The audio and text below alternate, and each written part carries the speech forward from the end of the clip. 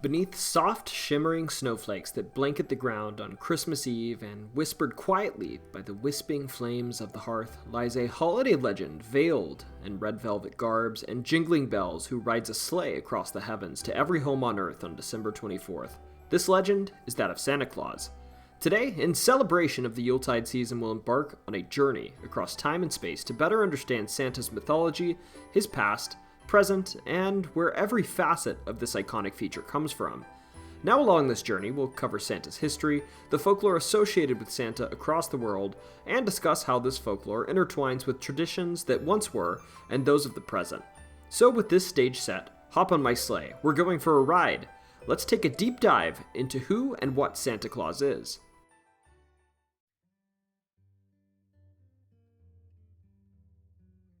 Now, Santa's earliest mention, while heavily disputed, is claimed by some to be of pre-Christian European paganism. In Norse mythology, specifically, the god Odin bears some resemblance to Old Saint Nick at face value, and it's estimated that while the first written accounts of Odin have their roots from an inscription found on a gold pendant in Denmark from the 5th century AD, the oral roots of this god Odin go back much further. To start, Odin would go on an annual hunt every year around the winter solstice with his fellow gods and fallen Norse warriors named the Wild Hunt, during which he would ride across the sky on his flying 8-legged horse, Sleipnir. During this hunt, it's said that children would leave shoes by their chimney filled with carrots and straw for Sleipnir, and would occasionally add sugar too to appease Odin. If children did this, and Odin did happen to stop by their house, it's said that Odin would thank them by leaving them candy or gifts, although most authentic folklore doesn't generally show him doing this. This is just hearsay, to be clear. It's also worth noting that the Wild Hunt wasn't necessarily a welcome presence, rather it was probably a scary phenomenon in Norse folklore, perhaps even one of terror, where you're appeasing the gods to protect yourself from them and from the Norse warriors of olden times. Despite this, whether based on actual Norse folklore or a modern bastardization of it, to this day this custom survives in some households in Belgium and the Netherlands, but has been adopted by European Christians, replacing Odin with St. Nicholas, stopping by to feed his horses or reindeer straw and to stuff his own belly with candy and sugar. It's said that this custom of leaving out filled shoes is actually what eventually evolved into stockings. Beyond this house-to-house gift-leaving tradition being tied to Odin, Odin was also the god associated with the pagan Yuletide holiday, a holiday generally near the winter solstice, where celebration was held by feasting and exchanging gifts, and was referred to as the Yule Father, which should sound familiar to you. While all of this does sound like a compelling argument for Odin being the root of many Santa-adjacent traditions, there is a notable instructor on the topic with a PhD, Jackson Crawford PhD, as well as others that dispute this, citing, to be brief, that Santa's 8 reindeer and Sleipnir, Odin's horse's 8 legs, is probably just a coincidence, as there are plenty of things in the world that bear the number 8. That while Odin wore robes, they were blue and his cloak was spotted, not red like Santa's. While Odin gives gifts in folklore, he doesn't actually leave them selflessly. Rather, these gifts are going to be retaken for his army in Valhalla or harvested in the future. Also in folklore, a lot of these gifts are actually just weapons given so that when these warriors pass on, they'll join his army in Valhalla. And while Odin is associated with Yule, and is still, through his name, as the Yule Father, associated with Christmas, especially in Scandinavia, Odin also has nearly 100 other names, and this one being loosely associated with Christmas could easily just be a coincidence and doesn't necessarily mean that all of the other folklore surrounding Santa is derived from Odin. Additionally, while this isn't necessarily a stance aired by Dr. Crawford in this video, a lot of experts question the degree to which Christianity and Yule are actually connected in the first place and posit that the two holidays' connection is actually fairly exaggerated. They say that if you look closely, Yule's pre-Christian Germanic celebrations were very different from modern Christmas celebrations, and the similarities between the two holidays can be more accurately explained as being a result of similar traditions developing independently under different contexts. So Christmas itself isn't really a rebranding of the Yule holiday. And to be frank, if folks have a PhD in anything related to Scandinavian and Old Norse folklore, they're more qualified than me to tell you whether the connection between Santa and Odin is authentic. and the least I can do is acknowledge that there are competing ideas here, and Santa and Odin may in fact not be related at all, as it appears. If you want to watch this full video that explains this, it's very interesting, and I have it linked in the description. I'll leave this section at there's quite a bit of crossover at face value between Odin and Santa, and I wouldn't be surprised if some, but not all, elements of his character were adopted by Christians. Santa's less disputed origin is the Greek bishop Nicholas of Myra, a bishop of the city of Myra, which is in modern-day Turkey. The first mention of Nicholas comes from Roman historian Procopius, which lived between 500 and 565 AD in his writing called On Buildings, and around this time many legends became attached to the saint, and ultimately a work was written by an individual named Michael the Archimandrite, who lived between 814 and 842 AD, titled The Life of Saint Nicholas, which probably contains most of the Saint Nick folklore you've heard about today. In short, the most famous legend surrounding this saint is that there was a man fallen on hard times due to Satan's wrath, and he had 3 daughters.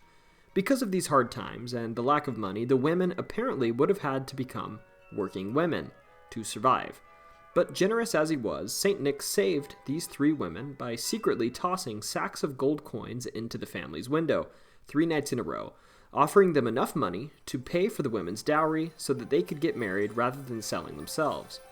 The father caught Saint Nick on the 3rd night, actually, and Saint Nick, rather than accepting this thanks, made the man swear to secrecy so he wouldn't be publicly humiliated for accepting charity. If you're savvy in your Saint Nick folklore, there's also another legend which is pretty gruesome, and the reason that Saint Nick is the patron saint of children. In this legend, there were 3 boys. They wandered into a city and got lost, eventually stopping at a butcher shop, although some sources say it was an inn, to ask for food and a place to sleep for the night. Let's just say the butcher, or perhaps the innkeeper, used them for meat instead and gave them a permanent place to rest. Some legends also say they got pickled. Really gruesome. Anyways, 7 years passed, and one day Saint Nick stopped by this butcher shop or inn and demanded that the individual running it open their salting tub, and then demand of the children to rise up, making a sign of the cross. And the boys that were being pickled apparently did rise up. Following this, the butcher or innkeeper became a follower and servant of Saint Nick. Keep in mind, this bit is not written history, rather it's a legend that has become pervasive enough to sway the status of Saint Nick's sainthood. Now following these legends, Saint Nick's popularity grew and grew. First in the Middle Ages, he was an Eastern Orthodox saint. Then in the 11th century, his followers became prominent in parts of Italy. He was even so popular that in 1087 AD, some sailors stole the saint's bones, taking them from Myra to Bari, where they built a basilica in Saint Nick's honor. In the first wave of the European Crusades, this basilica was even the site of a prayer for protection from the saint by Frankish forces. In 1100 AD, some bone fragments were taken from his already robbed tomb in Myra and taken to Venice, where they were deposited into a church dedicated to Saint Nick. I could keep going, but you get the drift. The guy was influential because of his charity. By the 15th century AD, Saint Nick was popular all over Western Europe and was seen as a bringer of secret gifts of sorts. This popularity led to a tradition of parents giving gifts to their children on the feast day of Saint Nick, December 5th or 6th, traditionally, and these gifts were occasionally toys or dolls. Keep in mind, the day that Saint Nicholas brought gifts was not even Christmas, rather his own little day of worship. Now around this time, there was some controversy by Protestant reformers that called the veneration of saints vile idolatry, or in simple terms, they were making out the saint to be a god. And so gradually, Saint Nick's role as a figurehead on this holiday became a bit taboo. To circumvent this, Germans that didn't want to get rid of this holiday, though, rebranded Saint Nick as someone that directly translates to the Christmas man, an elderly gentleman with a white beard who delivered gifts to children on St. Nicholas Day. Around Europe, something else similar happened too. For instance, in the Netherlands, St. Nick kept his name, but gradually became the folklore figure of Sinterklaas, or an old man with a long white beard wearing a bishop's robe and mittens. In England, this manifested as the folklore figure Father Christmas, emerging again an old man with a white beard who arrives at homes with gifts around the Christmas season. Here I'll discuss these figures and other Santa-like figures across Europe. We'll start in England. Between the 15th and 17th century was a Santa Claus-like figure named Father Christmas, which I've already mentioned briefly, was England's folkloric figure which had a long beard and represented good spirit and cheer around Christmas time. He sort of presented in English folklore as a human version or personification of Christmas. This figure was originally around in the 15th century, but Puritan-controlled England abolished Christmas. It wasn't until the latter part of the 17th century when Christmas returned, and Father Christmas came with it, as a sort of symbol of the good old days, so to speak. This character looked a bit like Santa, with a robe and long white beard, but rather than gifts, he carried a Yule log on his back, and on the head he wore a holy wreath. Father Christmas wasn't originally associated with gifts, and rather was associated with feasts and merrymaking.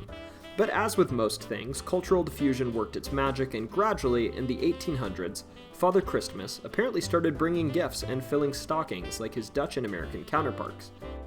There was also a Lithuanian Santa-like figure named Sūnus Šaltis, which according to some sources I found appears to predate all other versions of Santa, but every source I'm finding on him is in Lithuanian and the translations just aren't yielding me new information, but from what I can find, Sūnus Šaltis is referred to as a bearded and wearing a red and white suit old man and is generally recognizable as the Santa Claus we know today. The character would distribute gifts to children, but only if they met the criteria of being good and appeased him by reciting poetry, singing, or dancing. He's also sometimes referred to with a name that directly translates to Old Man Cold in English. Next we have the Slavic variant of Santa, referred to as Ded Moroz, or literally in English, Grandfather Frost. This character is common among Slavic, especially East Slavic, countries, and is similar to Santa, but it has its roots in Slavic mythology. This character wears a long fur coat, so long that you can't even see his boots. His coat is blue, but his fur hat is red, and he has a long white beard like that of Merlin's, if you can picture it. He also carries a magic stick and rides around on a troika, which I had to look up, but it's a traditional 3-horse version of the sleigh that was used in Russia. And similar to Santa, Grandfather Frost is depicted as bringing presents to good children in December and placing them under a New Year's tree on New Year's Eve. He's also sometimes said to be accompanied by his granddaughter, who wears silver robes and a snowflake-like crown. Because of Grandfather Frost's religious affiliation, he was actually banned in Soviet Russia, but has apparently lived on and is popular in modern Russia, which has declared itself the home of Grandfather Frost, and now a town in Russia that I frankly cannot pronounce has apparently received over 2 million letters to Grandfather Frost between 2003 and 2010. Heck, even Putin apparently visited this town in a ceremonial gesture to, I quote, visit Grandfather Frost. The Danish, Norwegian, Swedish, and Finnish have a variant as well. This variant sort of strikes a middle ground between a cryptid and Santa Claus and is called the Niece. This picture is generally short with a long white beard and a conical knit cap like you might see on depictions of a garden gnome. Now, like many international stories of little people, the Niece may be small, but you should not try to offend them. They're very strong, and without some good respect shown, they'll punish folks by breaking things in the home, tying cowtails together, and they'll do even worse around the house. Because of this, it's traditional to leave the Niece with a bowl of porridge with butter on top to be safe on Christmas Eve. This way, they'll be happy and they'll leave your home alone. And if you're lucky, they might even leave some gifts at your door, as it's been depicted since the 1840s that the Niece will bring presents to your home in Denmark, as well as Sweden and Norway. Santa Claus himself also shows up in these countries, but despite this, the Niece is still relatively prevalent.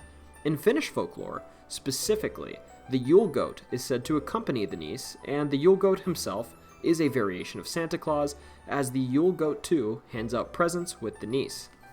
In Austria, Switzerland, and Germany, there's a being called the Christkind that's generally a female variation of Santa. She leaves presents for good children and is usually depicted wearing a crown, having long curly blonde hair, and is a peace presence that has its roots in baby Jesus himself. This being is more prevalent in Lutheran and Catholic folklore specifically, being a reference to the incarnation of Jesus as a baby. As the tradition goes, children are told not to look for the Christkind because if they spot it, they won't get any gifts on Christmas. So they should go to bed and wait for the sound of that Christkind coming, which is said to be the ringing of a small bell which the parents pretend to hear or ring themselves. In Spain, they even adhere closer to the origin story of Jesus Christ, where in the days leading up to January 6th, the supposed day that the three wise men made it to baby Jesus, children will write the three wise men, or magi, letters, asking them for gifts. The night before the 6th, the children will leave out sweets for the wise men, and hay for their camels and shoes where the magi can find them. In the morning, the sweets and hay will be gone, and in their place will usually be presents. Finally, perhaps the funniest variation of Santa that I found is that of the Catalonia region, that's also in Spain, where there's a creature named Tio de Nadal. He's a log with legs that literally poops out presents. Now, children are able to see this variation, and the night before Christmas, they'll put Tio de Nadal under the Christmas tree, wrap him in a blanket to keep him warm, and put some nuts and dried fruit near him. They then beat the little log with sticks or whatever they have, singing a song about poop in the process, and the next morning, there will be gifts under the tree. I think this is my favorite Santa variation of them all, personally. Now, moving on from Santa's international variants, eventually it's thought that around the 17th century, some Dutch folks arrived in New York bearing the legend of Sinterklaas, and the modern figure of Santa began to appear.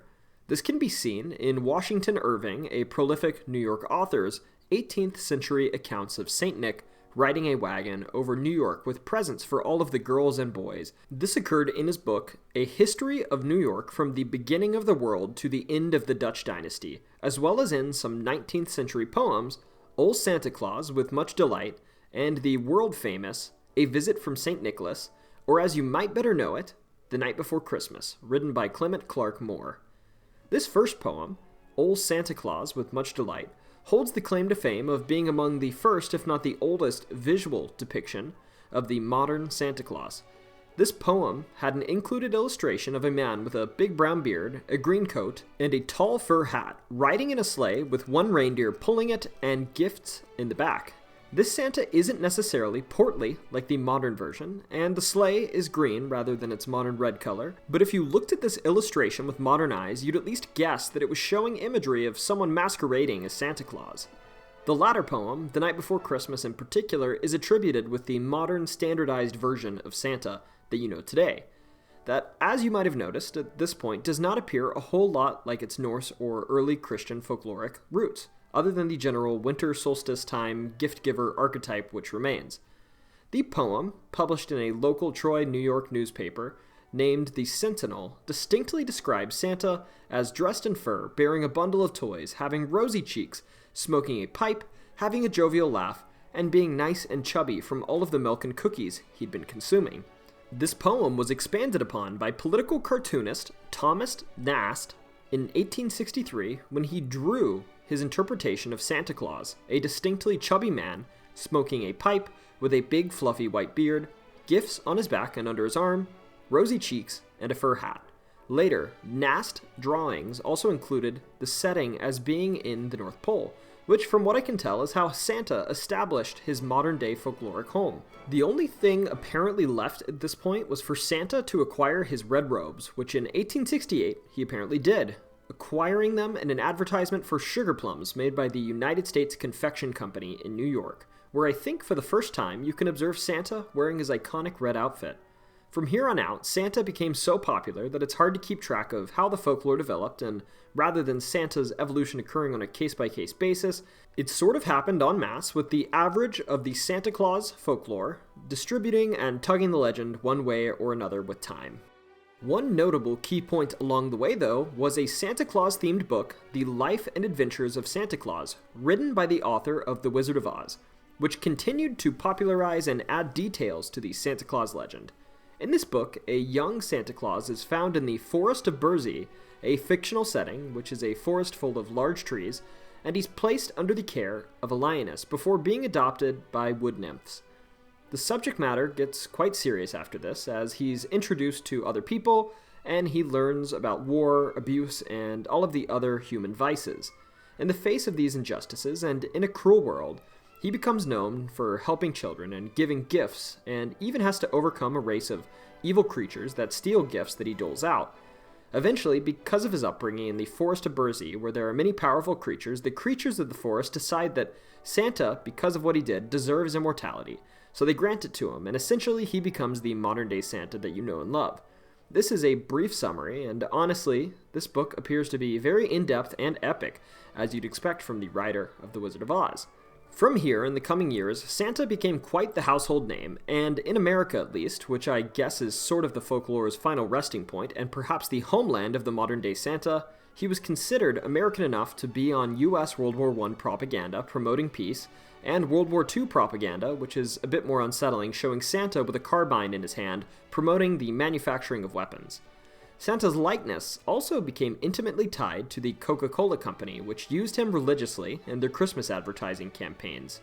He's so synonymous with the brand that there's actually misinformation spread around that Santa was manufactured by Coca-Cola for their advertising, claiming that Santa's red and white garbs are those colors because those are the colors associated with the original Coca-Cola. These rumors aren't true though. Before Coca-Cola, Santa had indeed been used in ads by other beverage companies.